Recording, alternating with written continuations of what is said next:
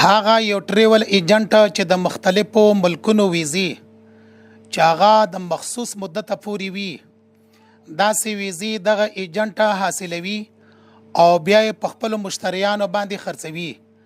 اکثر مشتریان د دغه ویزو په مټ باندې په هغه ملکونو کې چې دا کوم مخصوص مدته پورې د هغوی ویزې دي هغه ملکونو کې د دغه مخصوص مدت ختمېدلو نه وروسته غیر قانوني طور سره په دغه ملکونو کې پټیږي اوسیږي.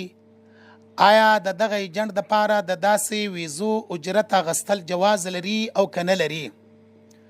جواب فقهای کرامو دا رنګې کړی ده چې ټریول ایجنټ خپل موکل نه خپل مشتری نه یو متعین رقم اخلي. دغه رقم دغه اجرت د خدمت عوض دی چې هیڅ قسم قباحت نه لري.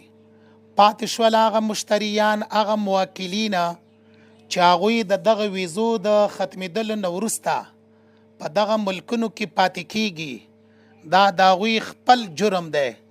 په کار دا دی چې د دغه ملکونو د قوانینو احترام وکړي.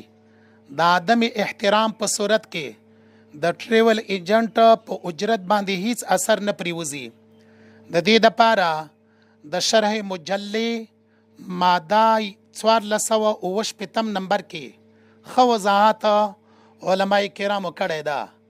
الفاظ یې دارنګې نقل کړي دي: وإذا شرطت الأجرة في الوکالة وأوفاها الوکیل استحق الأجرة.